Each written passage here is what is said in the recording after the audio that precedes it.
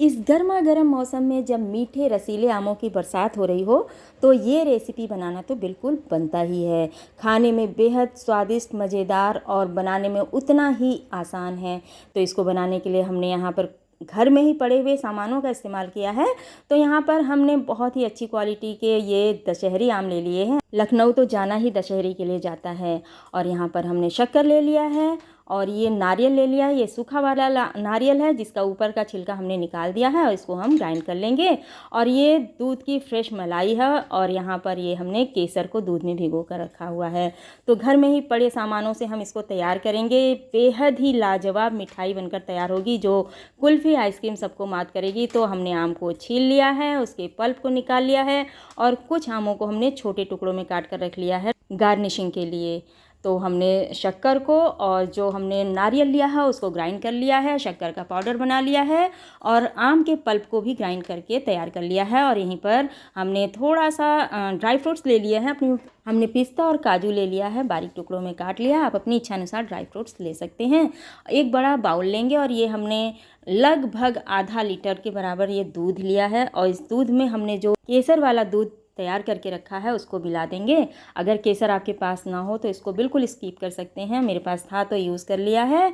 और इससे क्या होता है, थोड़ा कलर अच्छा आ जाता है। लेकिन आम का अपने आप में ही बहुत अच्छा कलर होता है।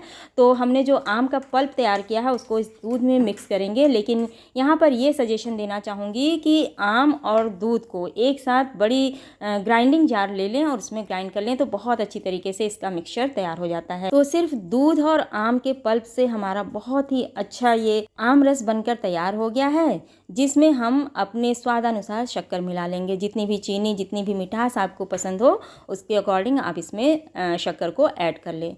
बस हमारा ये आम रस यानी कि जो हम रस मलाई बनाने जा रहे हैं उसका रस बनकर तैयार हो गया है। और इसकी कंसिस्टेंसी भी बिल्कुल परफेक्ट आई है। इसका कलर भी बहुत शानदार है। तो ये तो केसर का कलर है। अगर केसर ना हो तो आप बिना कलर के ही बना सकते हैं। इसका कलर वैसे भी बहुत अच्छा आएगा। अब जो हमने फ्रेश मलाई ली है उसको अच्छी तरीके से पहले फेंट लेंगे और उसमें स्वादानुसार हम शक्कर पाउडर डालेंगे। जितनी भी हमें मिठास पसंद हो उसके अकॉर्डिंग कम या ज़्यादा किया जा सकता है। तो शक्कर मिला दिया और उसके बाद जो हमने ड्राई फ्रूट्स की कतरन ली है उस कतरन को मिला देंगे और जो हमने अपना नारियल का बुरादा तैयार किया है उसको भी हम इसमें मिला देंगे। अगर इस तरह से नारियल का बुरादा आपके पास ना हो तो यहाँ पर डेजिकेटेड कोकोनट का भी इस्तेमाल किया जा सकता है। लेकिन इस तरह से जब हम नारियल का इस्तेमाल करते हैं तो इसका सारा फ्लेवर इसमें होता है तो टेस्ट बहुत ज़्यादा बढ़ जाता है। शक्कर को अपने अनुसार मैनेज कर लें और इस तरह से हमने एक बहुत बढ़िया फीलिंग बनाकर तैयार कर लिया है। तो अब चलते हैं आगे के प्रोसेस में। तो यहाँ पर हमने बिल्कुल ताज़े, बिल्कुल फ्रेश ब्रेड लेना है और इसके जो एजेस हैं, इसके जो किनारे हैं, इसको काट कर निकाल लेना है। तो हमें अपनी मिठाई के जितने भी पीसेस बनाने हैं उसके अकॉर्डिंग हमें ब्रेड के सारे स्लाइस को इस तरह से तैयार कर लेना है। एक तो ये तरीका है कि हम इसके एजेस को इस तरह से निकाल लेंगे और एक बेलन की हेल्प से इसको हम चकले पर रखकर, जैसे हम रोटी को बेलते हैं, हल्का सा इसको प्रेस करके फैला लेना है, जिससे कि आगे जब हम फिलिंग भरेंगे तो थोड़ा सा आसान हो जाएगा काम। तो इस तरह से हमें अपने जितने भी पीसेस बनाने हैं अपनी मिठाई के, अपनी रसमलाई के, उतने ही ब्रेड हमको इस तरह से तैयार कर लेना है। एक तो हमारा ये तरीका है कि इस तरह से भी हम ब्रेड को तैयार कर सकते हैं, ये भी बहुत अच्छा लगेगा बनने के बाद। और नहीं तो कुछ नहीं करना है, सिंपल एक कटोरी लीजिए और ब्रेड के पीस के ऊपर इस तरह से रख के और थोड़ा सा प्रेशर डाल के इस तरह से उसके सर्कल निकाल लीजिए। तो इस तरह से जो गोलाकार ये टुकड़े निकल कर तैयार होते हैं, इसका भी बहुत ही अच्छा शेप आता है और देखने में बहुत अच्छा लगता है। और ये बहुत ही जल्दी बनने वाली मिठाई है जो कि खाने में बहुत ही नरम, मुलायम, माउथ मेल्टिंग हमारी ये स्वीट होती है, बहुत जल्दी बनकर तैयार होती है। तो बस हमने यहाँ पर जो अपनी फिलिंग बनाकर तैयार रखी है, बस एक ब्रेड के ऊपर उस फिलिंग को रखेंगे, उसको स्प्रेड कर लेंगे और दूसरे ब्रेड को उसके ऊपर रखकर हम हल्का सा प्रेस कर देंगे। तो इस तरह से हमारी जो मिठाई बनेगी वो गोलाकार में बनकर तैयार होगी। और नहीं तो दूसरा मेथड ये है कि जो हमने ब्रेड को हल्का सा बेलन से फैलाया था उसके आधे ट्रायंगल में हमको ये फिलिंग को स्प्रेड कर देना है और उसको मोड़ करके तैयार कर लेना है। ये दो तरीके हैं, जो तरीका पसंद आए या समझ में आए उसको आप इस्तेमाल कर सकते हैं। और इस दूसरे तरीके में एक और ट्विस्ट हम दे सकते हैं कि हमारी जो मिठाई है उसका पीस थोड़ा बड़ा बन रहा था, तो उसको एक बार और हम फोल्ड कर देंगे और फोल्ड करने से पहले जो हमने फिलिंग बनाई थी एक बार और इसको लगा देंगे। तो इस तरह से जब हम इसको 2 बार फोल्ड कर लेंगे तो इसके कई लेयर्स तैयार हो जाएंगी और जो फिलिंग भरेंगे वो भी क्वांटिटी में ज़्यादा हो जाएगी, तो खाने में बहुत ही मज़ेदार लगेगा।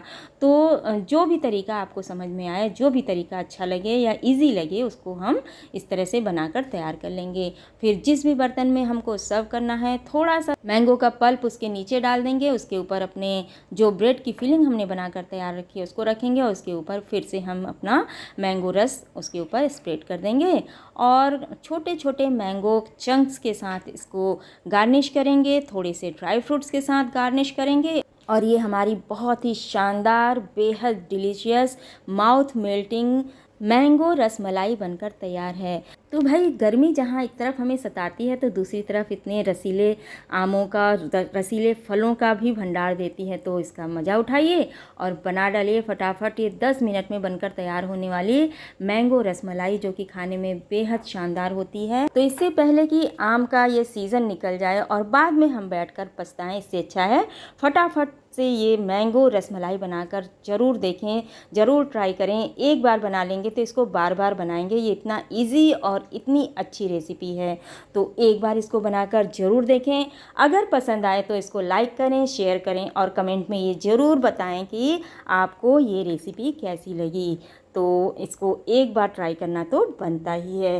ये मज़ेदार, शानदार, डिलीशियस रसमलाई, मैंगो रसमलाई, जो कि गर्मी में हमें कुल्फ़ी या फिर आइसक्रीम से दूर रखेगी। तो एक बार इसको बनाइए और इसका लुत्फ़ उठाइए। घर में अगर मेहमान आने वाले हैं, हमें पहले से पता है कि हमारे मेहमान आने वाले हैं, तो उनके स्वागत के लिए हम इसकी तैयारी पहले से कर सकते हैं। इसका प्रिपरेशन हम पहले से करके रख सकते हैं। उसके लिए हमें करना यह है कि ब्रेड को हम मनपसंद पीसेस में पहले काट लेंगे और ये जो हमने मलाई वाली फिलिंग तैयार की है उसको तैयार कर लेंगे, बहुत अच्छी तरीके से फेंट लेंगे और जैसे हम सैंडविच बनाकर रखते हैं बिल्कुल उसी तरह से सैंडविच बनाकर इसको रख लेंगे। और मैंगो का जो पल्प है उसका जो रस है वो बनाकर हम फ्रिज में अगर पहले से रख देंगे तो ये बिल्कुल चिल्ड हो जाएगा और उसके बाद जब हमारे गेस्ट आ जाएं उनको इस तरह से तुरंत फटाफट से इस ब्रेड सैंडविच के ऊपर ये जो हमने मैंगो का शानदार सा रस बनाकर तैयार किया है उसको डालकर सर्व करेंगे, तो कोई ये नहीं जान पाएगा कि ये शानदार मिठाई हमने घर में बनाई।